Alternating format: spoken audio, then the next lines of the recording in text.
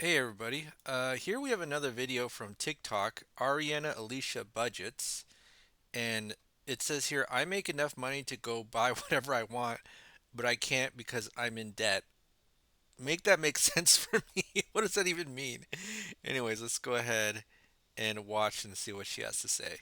You know what makes me sad about being in debt is the fact that I make enough money to just go buy whatever I want sometimes, but I can't because I'm paying off debt and I have no money because it's all going towards credit card debt and loan debt. And it's very frustrating for me because it just makes me sad because I give myself a very strict $250 to buy groceries and whatever else that I want slash need. And sometimes that's literally just not enough. Like $250 every 2 weeks is just, it's quite simply just not enough. That's $500 a month, but with inflation, wouldn't that be like you buy like two things at the grocery store, it's like $100? Especially in this economy, this joke ass economy, I literally can't buy anything.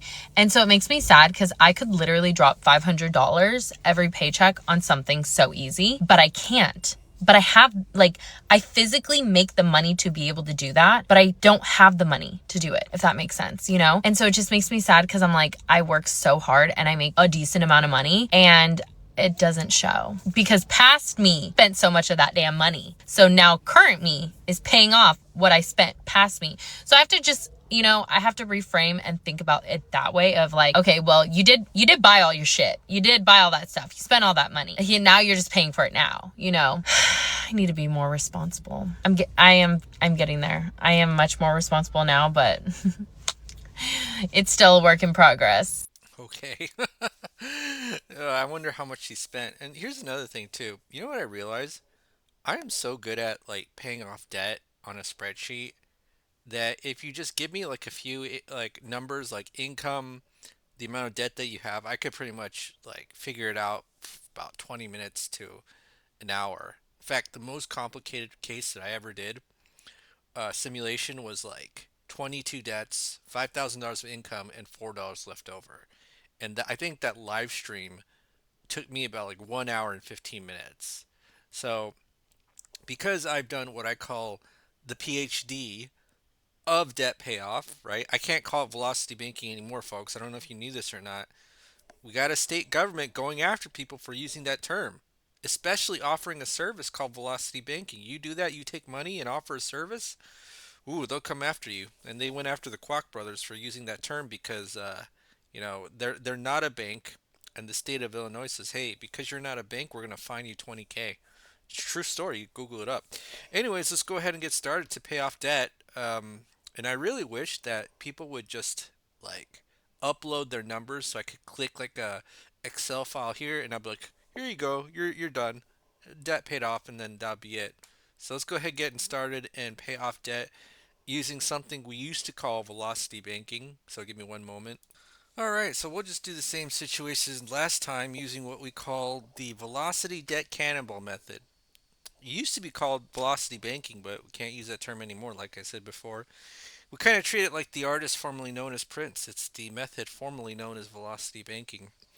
All right, so what is velocity banking? Well, basically, it's just a debt payoff strategy where you throw all of your money into debt. Actually, I said the words velocity banking, my bad. What is the velocity debt cannonball method? Where you throw all of your money into debt with the help of something called a line of credit. So, hopefully, this situation is similar to her situation because she says she makes enough money but spent too much in debt, right? And so, what we're going to do is we're going to get this money and try to get rid of all this debt, right? So we have a lot of debt, 8 credit cards, an auto loan, a big student loan, and a mortgage. And I'm assuming with this big $227,000 student loan, we're either a dentist, a doctor, or maybe we work in like big law, right? So the law firms that apparently you work 100 hours a week. I don't know if that's true or not because I'm not a lawyer, but I certainly don't work 100 hours a week, and even if I wanted to, I couldn't. Like there have been times where on Sundays and Saturdays, man, I really want to work, and my mind for some reason knows it's the weekend and says don't do anything, sit in bed and do nothing. And I get like a big, somewhat of a headache during the weekend too, because it's like I think that my mind is telling me like you're gonna get a headache because I want you to rest. I don't know if that happens to you or not, but that happens to me. All right, so now We have first step to doing this method is creating a budget. So you have your income, expenses, leftover checking and savings, and then we create an expense breakdown and list every single debt that we have, right?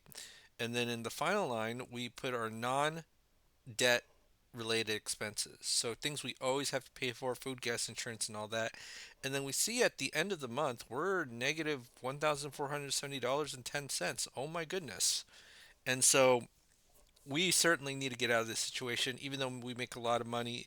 Making a lot of money, but having more expenses than income is always a painful situation. In fact, I'm pretty sure the person in this situation would envy the person who's making like 6,000 a month and has only like 2,000 expenses. That'd be pretty sweet, right? All right, so now what we're going to do is we're going to assume we have the same income and the same expenses, right? And then what we're going to do is we're going to do something crazy. We're deliberately not going to put any money into our checking and savings, right? So whether this is positive, and it's a good thing if the checking account is positive, right? But if it's positive or negative, if we have debt, we're going to make sure that this goes to zero, right? It's almost like a strange algebra problem that I used to do in middle school where we always wanted to set something equal to each other and eventually it would equal zero or something like that, right? Or maybe I'm just making all that stuff up and I'm just blabbing on and on and on to make the YouTube watch time go longer so I can make a couple more pennies um, in my YouTube payout. Anyways, all right, so now what we're going to do is we're going to set our cash flow formula, which is just income minus expenses. So it looks the same as our checking and savings, right? But then here's the crazy thing, okay? We're going to assume something very unrealistic, which is that we're going to be given access to a free and clear line of credit. Now, why is this incredibly unrealistic? It's because everybody who's listened to this channel has heard me say the same thing over and over again, which is banks don't lend money to people who need it. So if I'm negative $1,400 left over, guess what? I need money. And if I go to a bank when I need money, they will never lend it to me, right? Remember that. So why do we demonstrate a free and clear line of credit? It's because it's really easy to demonstrate the benefits of knowing this strategy before you ever get into this hole, right? So if someone did happen to hand you a lifeline, take it and run. Take it and run, right? And if you want to see a more realistic situation, join the YouTube channel 99 cents. We got that beautiful live stream where we simulated the 22 debt payoff with $4 left over. And it's a real life case scenario too. Somebody just sent it to me through email. Okay, so now this is what we're going to do. We're going to calculate the cash flow index, right? So the cash flow index is the debt amount divided by the payment, right? Debt amount divided by payment. And so what you do is you get these numbers. These are arbitrary numbers, but they work as kind of a sorting and ranking system. And the lower the number, that's the one you want to pay off first, right? So you notice this mortgage is really high. It's the highest number. So why do we not pay off the mortgage first? Even though some people might be tempted to, it's because the mortgage gives you the least amount of cash flow for the amount that you have to pay it off. So I literally have to give someone $270,000 in order to get $1,600 back in my life, right? Whereas if I pay these two credit cards, 30 and 35, I get more cash flow for paying these two credit cards than the mortgage actually gives me. So isn't that insane, right? Isn't that crazy? So that's why we just follow this system to let us know what the order of debt that we pay off. Now, there's going to be some exceptions here and there. Maybe you might be dealing with 0% interest credit cards. Or another thing that you might not consider or you might not be aware of is if you have a really high balance but a really low cash flow index, that's kind of hard to kind of get rid of immediately, right? Especially if you don't have enough money coming in. But yeah, so let's go ahead and do this. So this is going to be 5, 8, 15, 27, 37, 10, 35. And then we're going to sum it all up. And then that's going to be $137,000 in credit cards. Okay. Now this is going to be the most clickbaitiest moment that you will ever see if you're seeing this velocity debt cannonball method or the method formerly known as velocity banking for the first time. Okay, so let's say all we do is a debt transfer. Okay, all we do is a debt transfer. Guess what happens here? 0.0000000, right? It's just a debt transfer, same income, same expenses. We just shuffled them, and somehow this negative $1,470 has now turned to $2,980.73. Okay, and then the final step is 10 grand. We spend 10 grand, or not spend it. We make an overpayment of 10 grand into our line of credit, take our expenses out, and then rinse and repeat over and over again. So now we're at a stage where we can actually pay our bills, whereas previously with that negative $1,000 of cash flow, that's really painful. That's really painful, folks. And to get the next month's balance, previous month's interest minus our cash flow, so 2980.73. And so we just do that every single month. We put our entire paycheck into the line of credit, take our expenses out, and then rinse and repeat over and over again. And then what we do is we take the average daily balance, multiply by the interest rate, and then we divide it by 12 because the interest rate is quoted annually and we got to get the monthly interest. And then we see, hey, look, the balance of the line of credit is going down. Look at that. Isn't that awesome? Yeah, it's really awesome, isn't it? And so let's go ahead and do this. And then we see that in what month? 55 pretty much paid off, right? So now what we do is just kind of get record the milestone of when this happens. So it's 55 months, and that'll be 137K, right? 137K, 55 months, and we just do that for all credit cards. So we're in the struggle bus now. Now we're in the success bus. I don't even know what to call it. What's the opposite of struggle bus? Struggle bus sound is pretty catchy, but I don't know what the opposite of that is. Anyways, all right. So now we have three more loans, which is the auto loan, student loan, and the mortgage. And ooh, this student loan looks killer, right? I think anybody who has over $200,000 of student loans would be freaking out, even if you're making good money. But let's go ahead and do this right here, and then put the current month, right? So we got this loan calculator right here. Oopsie, did I screw up? Yeah, so loan calculator right here, and we just put the current month, which is 55, and it'll tell us the current balance. And so this is the auto loan, and we just follow the cash flow index again. Look at this, $2,000. Okay, we're going to get rid of it anyway after a couple months, but let's get rid of it now. So I'm just going to do this right here. So I'm going to copy and paste, and then this is going to be plus 2229.34. Okay, and then is what we're going to do here is going to be $400 now zero, and then now our cash flow is about 3,429.95. Okay, so I'm just going to do this right here, and then 3,429.95 is our cash flow, but the car loan is gone anyway, so I don't even need to update the cash flow. So this is going to be 56 months. Okay, and how much debt do we pay off? It's 137 plus 25, so now it's 162K. And then now we have the student loan and the mortgage, right? So some of you might be tempted to pay off the mortgage first because, hey, look, it's got a higher interest rate, right? Higher interest rate, 6 and 6.4. And plus, it's a bigger balance, okay? So why do we not pay off the mortgage first? Because if we pay off to 237, we'll get $2,600 of cash flow compared to 270, 1688, right?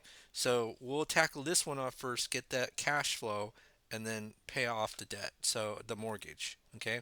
But some people might be really tempted to pay off the mortgage, and I'll tell you why they'd be tempted to do that.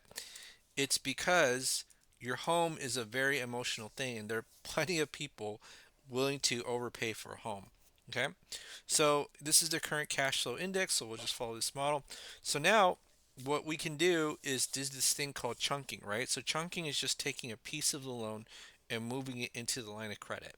So there's a few reasons why we do this. Now, if we actually made extra payments into the loan, would that be better? Yes, you could certainly do that, right? And the only reason why I might not do that is kind of a Dave Ramsey-ish reason why he recommends the snowball method versus the avalanche method. So if you ever listen to Dave Ramsey, a lot of people argue with him like, hey, why do you recommend the snowball method? And it's just, hey, you need to make it really easy for yourself to pay off the debt, right? So if you're paying small debts first, you feel good about yourself, and you're easily able to pay off debt. It's kind of similar to this too. Like, why in the world would you use an 8% or even 15 or 30% credit line to pay off a 6% debt? That's because one of the main reasons why you got here is through a phenomenon called segregation of income. And so your income comes in and it gets split all over the place, right? And we're trying to prevent that. That's why we put our money into one place, aka the line of credit.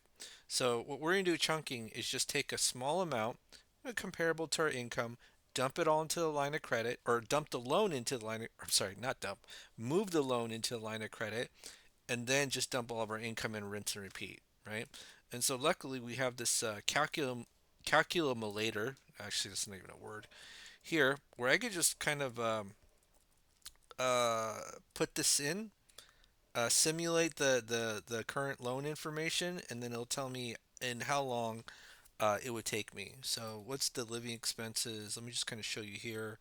So that'll be everything except for the loan we're trying to pay off. So it'll be these two. Yeah, these two. And then I'm going to go ahead and sum it up. So that's going to be 4188.87. So that's our expenses, 4188.87. And then this is going to be the original balance, right? The original balance of the loan. What is the original balance? It is the student loan. So that's 237,000, right? So 237,000. The current balance is 143,805.75. So 143,805.75. Interest rate is 6%, 10 years, and then the payoff amount is 168 no 2631.19. So 2631.19, and then bam, paid off in 2.2 years, right? So 2.2 years, student loan is completely gone, and we're good. That's pretty much it. See how easy that is? And we just chunked 11,000 into the loan, rinse and repeat over and over again. So if you want to see what this actually looks like, kind of here, although it's not technically accurate, it's kind of let me just do this. So now cash flow is about 3429.95, and then let's say, okay, we add $11,000 into the line of credit, right? And then hold on, let me just do this. Okay, yeah. So let's say, so let me just kind of highlight this here, right?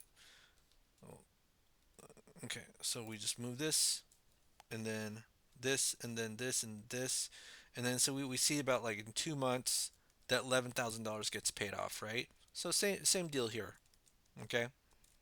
And then every 2 months that $11,000 will get paid off, and then you rinse and repeat over and over again. So that's 2.2 years, all right? And let's see if we do 30%. 30%, okay? Yeah. See, even 30%, we still paid off at the same time, but it's you know, you want to use the lowest interest rate as possible. Let me just do this, right? So if we go from 8 to 15, it's only like 1 grand more. Is that crazy? Isn't that crazy? Okay, so now we did 2.2 years. So let me just kind of do this here, and I'm just gonna do this be 0, and then this is gonna be 56 divided no plus 2.2 times 12, and that's gonna be 83 months, and then that's going to be 80, 167. 1 equals 167 plus 162. So that's three. No, it's 137. My bad. So that's 299K. Okay. So 137. No, did I do that right? It's 162 plus 237. Yeah, 162 plus 237. My bad. Okay, so that's 399K. So basically, you almost paid off 400,000. And then last one's the mortgage. So at 83 months, we just got to figure out what the balance of the mortgage is. And then we just do the same thing over and over again, right? So here's the thing, you don't want to go the full 30-year term of the mortgage. You know why?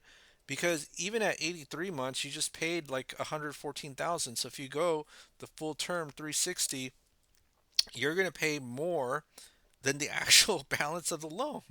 330,000 on top of 270,000, right? So you don't want to do that. So let's go ahead and pay this sucker off and see how quickly we can pay it off. So now this is going to be a 30-year loan, okay? And then let me just do this. So the original balance is 270,000. All right, and then this is gonna be 244,101.37, 244,101.37, and then the payment amount is 1688.87, 1688.87.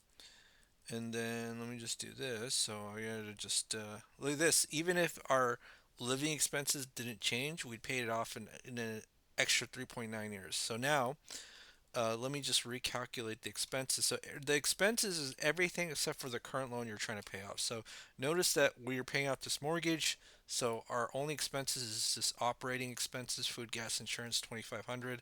So let's go ahead and do this and put 2,500. And then you see it gets paid off in about 3 years. And actually, this should be 8%. What am I doing? Yeah, so 3 years. Yeah, okay. So let's just go ahead and do that. And yeah, and then we're good. 3 years, 3 years. So now this is zero. This is going to be 83 divided by 12 plus 3. That's going to be 9.92 years debt free. Okay, and that's not bad because remember we started off negative and we didn't make more money. You see this income did not make more money, did not make more money, and then 10 years all our debt is gone. And then after every single month, we'll have $7,000 in our bank account, and we won't know what to do with it because we're still paying for our operating expenses of 2,500. So we're still living a normal life, but then we'll just have a lot of leftover play money, right? Okay, well that's it for today, folks. This is Karina Lanta Mentorship here with another video. I'll create a super secret members only video after this because YouTube said that if I make one or make two this month and next month, then they'll give me a free YouTube branded swag. I think it's a gym bag. Last time I got something from YouTube, they gave me a YouTube branded sweater. Okay, have a great day and I'll see you on the next video.